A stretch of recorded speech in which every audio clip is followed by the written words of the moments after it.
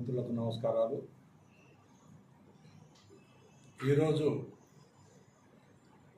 ఆంధ్రప్రదేశ్ చరిత్రలో ప్రతిపక్ష హోదా లేని వ్యక్తి జగన్మోహన్ రెడ్డి ఒక చరిత్రలో మిగిలిపోతారు. ఎందుకంటే 2019 కన్నా ముందు కల్లిబుల్లి కబుర్లు చెప్పి చెట్టు పేరు చెప్పి అధికారంలో వచ్చిన తర్వాత ఒక ఛాన్స్ ఇద్దామని ప్రజలు ఒక ఛాన్స్ ఇస్తే ఈడు పరిగిరాడనే ఉద్దేశంతోనే 2024లో ప్రజలు తీర్పు ఇవ్వటం జరిగింది. అయితే బ్రహ్మాండమైన తీర్పిచ్చారు. తీర్పిచ్చింది ఏంటంటే ప్రతిపక్ష హోదా లేకుండా ఇంట్లో కూర్చునేటట్టు. ఈరోజు వైసీపీ వాళ్ళు చేసిన దుర్మార్గాలు, వాళ్ళు చేసిన అక్రమాలు, వాళ్ళు చేసిన దౌర్జన్యాలు ఇవన్నీ వైసీపీ నాయకుడు అయితేనేది, కార్యకర్తలు అయితే అందరూ అనుభవిస్తూ ఉన్నారు. అయినా కానీ ఆ పార్టీ వాళ్ళకి మాజీ ముఖ్యమంత్రికి బుద్ధి రాదు. అయితే నిన్న 12వ తారీఖు ఒక పిలుపిచ్చారు యువతకి ఏదో అన్యాయం జరిగింది, ఆయన ఏదో ఉద్ధరించినట్టు తప్పుడు పిలుపిచ్చారు. అయితే మేము ఒకటే చెప్పదలుచుకున్నాం, లోకేష్ గారు కానీ చంద్రబాబు నాయుడు గారు ఒక ఎజెండా పెట్టుకొని 20 లక్షల ఉద్యోగాలు భర్తీ చేయాలి, యువతని ఆదుకోవాలి, అదేవిధంగా డిఎస్సి పోస్టులు కూడా కంప్లీట్ చేయాలని ఒక్కొక్కరి విద్యాశాఖ మంత్రి లోకేష్ గారు చెప్తా ఉంటారు. ఈ నెలలోనే డిఎస్సి కంప్లీట్ చేస్తామని చెప్తా ఉంటే ఈ జగన్మోహన్ రెడ్డికి మింగుడు పడట్లేదు. రాష్ట్రం అభివృద్ధి చెందడం వీళ్ళకు మింగుడు పడట్లేదు.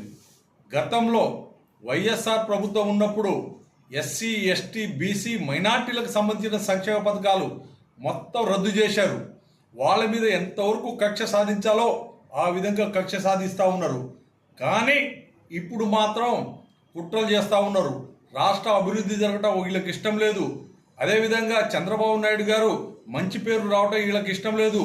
వీళ్ళు గతంలో ఉన్నప్పుడు ఏం చేశారంటే ఒకరోజు కూడా ఢిల్లీకి వెళ్ళిన పాపాన పోలేదు.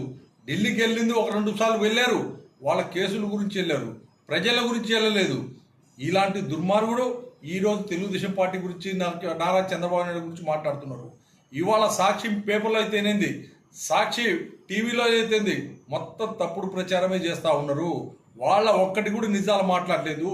అది వాళ్ళకు తెలిసి ఈరోజు ఎక్కడ మా పార్టీ వెనకబడిపోద్ది, మా పార్టీ మునిగిపోయే పడవనే ఉద్దేశంతోనే వాళ్ళ దురహంకారంతోనే ప్రభుత్వం పైన చెడ్డ పేరు తీసుకురావాలని ఆలోచిస్తున్నారు. ఇది మంచి పద్ధతి కాదని ఈ జగన్మోహన్ రెడ్డి పార్టీకి, వైఎస్ఆర్ పార్టీకి మేము హెచ్చరిస్తూ ఉన్నాం. ఆర్థిక వ్యవస్థ మొత్తం కుబేలైపోయింది. ఈరోజు ఉద్యోగస్తులు కూడా జీతా అంటే ఇవ్వటం 1వ తారీఖు ఇవ్వలేని పరిస్థితిలో జగన్మోహన్ రెడ్డి చేశారు. కానీ ఈరోజు చంద్రబాబు నాయుడు గారు 1వ తారీఖు పెన్షన్ ఇస్తూ ఉన్నారు, 1వ తారీఖు నాడు జీతం ఇస్తారు. అందరూ హ్యాపీగా ఉంటే వీళ్ళకి మింగుడు పడకపోవటం చాలా దారుణం. అదేవిధంగా గతంలో వైఎస్ఆర్ ప్రభుత్వంలో మొత్తం అవినీతి చేస్తున్న నాయకులు ఇవాళ కోర్టుల చుట్టూ, జైలు చుట్టూ తిరుగుతూ ఉన్నారు. అందరు చూస్తున్న విషయం ఇది. అయితే ఈ ప్రభుత్వం వచ్చిన తర్వాత పేదల ప్రభుత్వం, పనిచేసే నాయకుడు చంద్రబాబు నాయుడు గారు, పనిచేసే ప్రభుత్వం కూటమి ప్రభుత్వం అన్ని ప్రజల గురించి ప్రజల్లో బ్రహ్మాండంగా స్పందన వస్తుంది. గత ప్రభుత్వంలో పల్నాడు జిల్లాకైతే ఒక్కటంటే ఒక పని చేయలేదు. అదేవిధంగా ఒక్క రోడ్డు నేషన్ పాపాలు పోలేదు. మారుమూల గ్రామాలలో కనీసం మంచినీటి సౌకర్యం కూడా కల్పించలేదు. అలాంటి వ్యక్తులు ఇవాళ ఏదో నీతి న్యాయం గురించి మాట్లాడుతుంటే హాస్యాస్పదంగా ఉంది. జగన్మోహన్ రెడ్డి గారు ఒళ్ళు దగ్గర పెట్టుకుని మాట్లాడారు.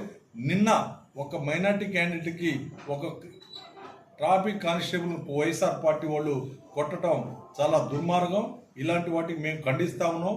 అరాచకాలు, దుర్మార్గాలు ఇక మీదట వాళ్ళు మానుకోవాలి. ఇది ఎందుకంటే లా అండ్ ఆర్డర్ పాటించే ప్రభుత్వం, ఇది శాంతి భద్రతల ప్రభుత్వం.